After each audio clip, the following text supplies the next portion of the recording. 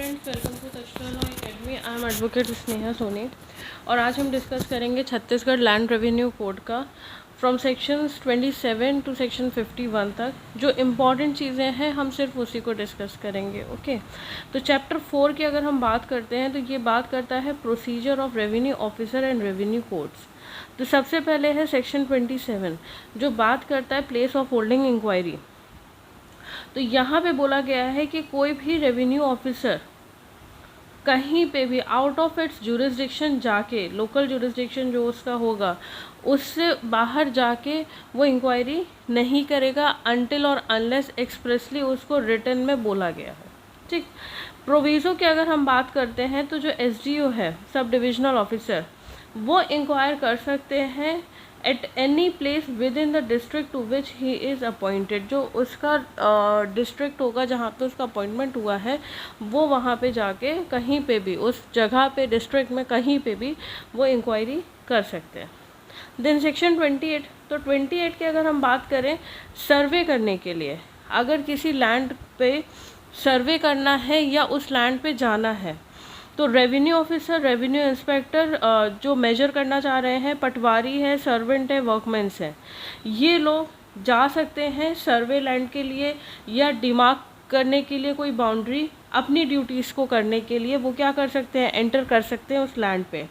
Proviso में बात किया जाता है कि कोई भी पर्सन इन सब में से या कोई भी पर्सन वो एंटर नहीं करेगा जब तक उसने 24 hours prior notice to the occupier, जो भी उसका ऑक्यूपायर होगा उस टाइम पे उसकी कंसेंट लेनी होगी और 24 घंटे पहले उसको एक नोटिस भेजना ज़रूरी है कि हम आपकी लैंड पे एंटर करना चाहते हैं। ओके, तो ये दिया गया है आपके सेक्शन 28 में।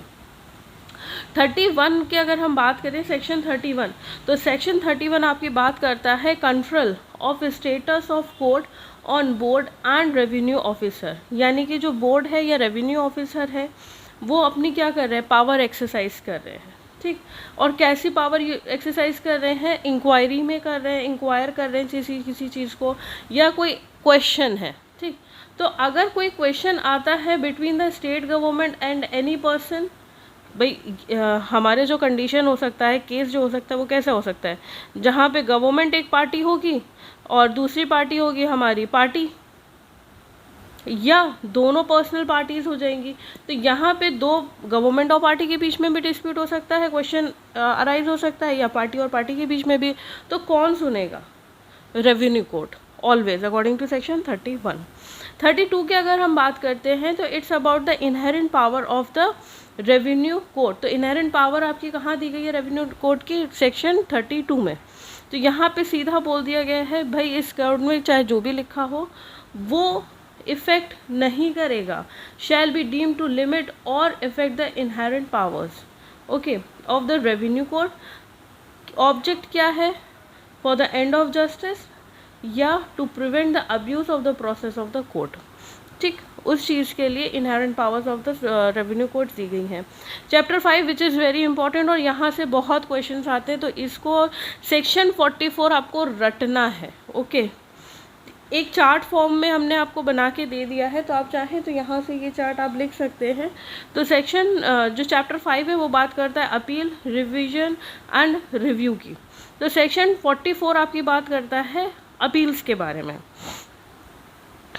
ये जो चार्ट है इसमें हमने कैसे लिखा है, serial number, order passed by, किसने ऑर्डर दिया और वो किसके सबॉर्डिनेशन में था, subordinated to, and appeal lies, जिसने ऑर्डर पास किया किसके सबॉर्डिनेशन में था और कहाँ पे अपील लाई करती है। ठीक है, तो रेवेन्यू ऑफिसर किसके सबॉर्डिनेशन में है, सब डिविजनल ऑफिसर के। अपील कहाँ लाई करेगी, सब डिविजनल ऑफिसर। नॉर्मली जहाँ पे आप सबॉर्डिनेट होते हो वहीं पे ही आपके ऑर्डर के अगेंस्ट अपील फाइल की जाती है।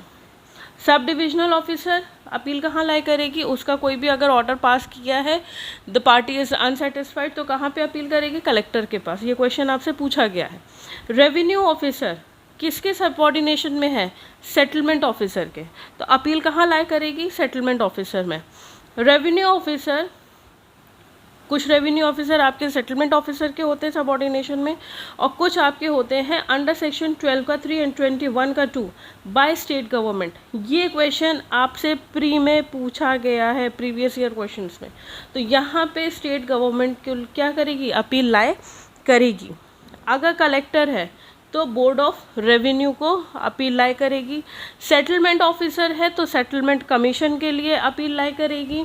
कमिश्नर है या सेटलमेंट कमिश्नर है तो बोर्ड के लिए उसकी अपील लाए करेगी। ओके, उसके ऑर्डर के अगेंस्ट अपील लाए करेगी।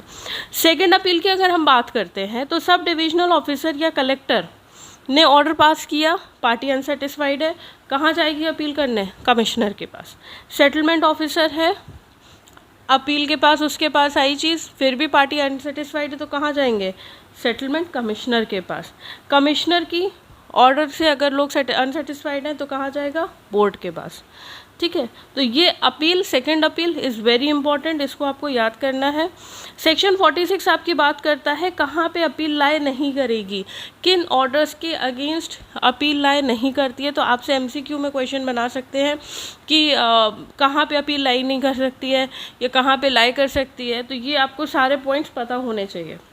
तो admitting an appeal application for review, जहाँ पे एडमिट हो चुकी है अपील एप्लीकेशन फॉर रिव्यू, तब अपील लाए नहीं करेगी।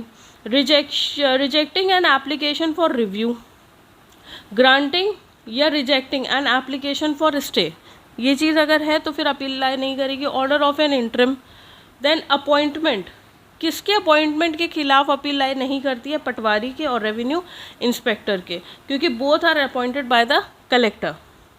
लिमिटेशन पीरियड, ये यहाँ से क्वेश्चन आपका बनता है प्री में बहुत ज़्यादा, सेक्शन 47 लिमिटेशन ऑफ अपील्स। तो अथॉरिटी और एक्सपायरी टाइम कह सकते हैं या लिमिटेशन टाइम कितना है।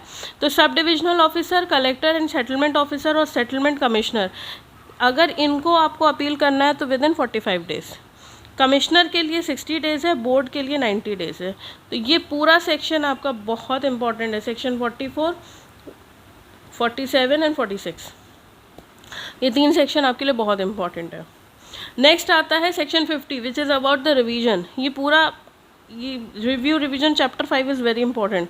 तो जब रिवीजन की हम बात करते हैं तो revenue board, commissioner, settlement commissioner, collector and settlement officer, ये कभी भी या तो सुमोटो अपने मोशन से या किसी पार्टी ने एप्लीकेशन दे दी तो वो क्या कर सकते हैं कि रिवीजन के पर्पस से, रिवीजन का पर्पस क्या होता है भाई, अपने आप को सेटिस्फाई कराना कि जो भी ऑर्डर हुआ है वो लीगैलिटी है कि नहीं है, नेचुरल जस्टिस के साथ है कि नहीं है, या पार्टी सेटिस्फाइड है या नहीं है, वो मंगा सकते हैं।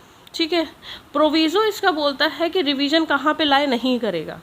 तो प्रोविज़ो की अगर हम बात करें तो नो एप्लीकेशन फॉर रिवीजन, कहाँ पे, जब ऑर्डर क्या है हमारा अपीलेबल है तो हम अपील में जाएंगे। या order of settlement commissioner under section 210 आपकी बात करता है कंसोलिडेशन स्कीम के बारे में। तो अगर ये सेटलमेंट ऑफिस कमिश्नर ने कंसोलिडेशन में कोई ऑर्डर पास किया है तो उसके लिए रिवीजन नहीं होगा।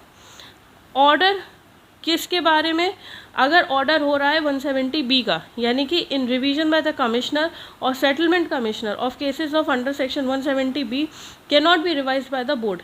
इसका मतलब होता है जो 170B है उसमें बात किया जा रहा है कि कोई अगर ट्राइब्स है, उनकी हम लोगों ने क्या किया, बाय फ्रॉड उनसे लैंड हमने ले ली, हमने लैंड ले ली है और हम उसको यूज़ कर रहे। तो यहाँ पे अगर 170B में कमिश्नर और सेटलमेंट कमिश्नर ने उनको वापस कर दी है ट्राइब को वो लैंड, तो उसके लिए रिवीजन लाए नहीं करेगा। तो 170B आपका बात करता है reversion of land of members of aboriginal tribe which was transferred by fraud.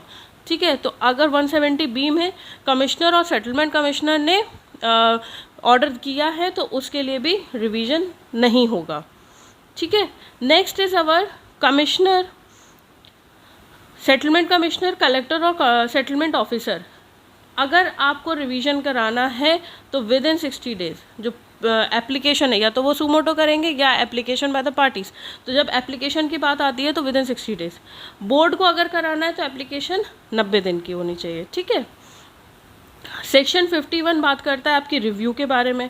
तो रिव्यू ऑफ ऑर्डर, तो ऑर्डर बोर्ड और एवरी रिव्यू ऑफिसर कैसे रिव्यू कैसे करेंगे, या अपने मोशन में करेंगे या एप्लीकेशन पे करेंगे। तो जहाँ पे रिव्यू करेंगे, किस चीज़ का रिव्यू करेंगे, कोई भी ऑर्डर जो उन्होंने खुद पास किया हो और बाय एनी ऑफ इट्स और हिज प्रीडिसर्स, जो उससे पहले ऑफिस को संभाल रहे थे, तो उनके ऑर्डर्स को ये लोग क्या करेंगे, बोर्ड और रेवेन्यू ऑफिसर रिव्यू करेंगे। तो this is section 51. That's all for today. Do hit the like button if you like it and comment in the comment box. अभी इसके नेक्स्ट लेक्चर भी हम लेके आएंगे। And all the best for your Chhattisgarh examination, and do subscribe our channel. Thank you so much.